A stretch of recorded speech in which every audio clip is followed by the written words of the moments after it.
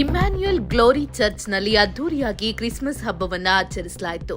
ಪ್ರಪಂಚಕ್ಕೆ ಪ್ರೀತಿ, ಶಾಂತಿ, ಮಮಕಾರದ ಸಂದೇಶ ಸಾರಿದ ಏಸು ಕ್ರಿಸ್ತನ ಹುಟ್ಟುಹಬ್ಬದ ಪ್ರಯುಕ್ತ ಕ್ರಿಸ್ಮಸ್ ಹಬ್ಬವನ್ನು ಪ್ರತಿ ವರ್ಷ ಆಚರಿಸಲಾಗುವುದು.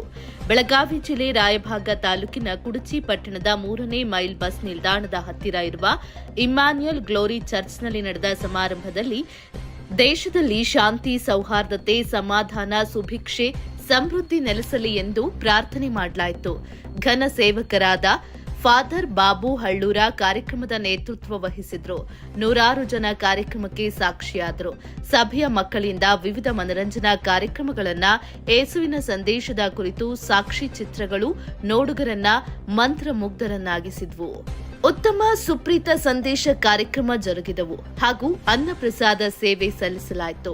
ಹಿರಿಯರಾದ ಮಲ್ಲಪ್ಪ ಚಿಕ್ಕುಡ, ಸುಖದೇವ್ ಕಾಂಬಳೆ, ಪ್ರಕಾಶ್ ಕುರಣೆ, ಪರಮೇಶ್ ಮಾಂಗ, ಪತ್ರಕರ್ತರಾದ ಮಲ್ಲಿಕ್ ಸಪ್ತಸಾಗರ, ಅಜಿತ್ ನಾಯಕ್, ರಾಜು ಕಾಂಬಳೆ ಮುಂತಾದವರು ಉಪಸ್ಥಿತರಿದ್ದರು.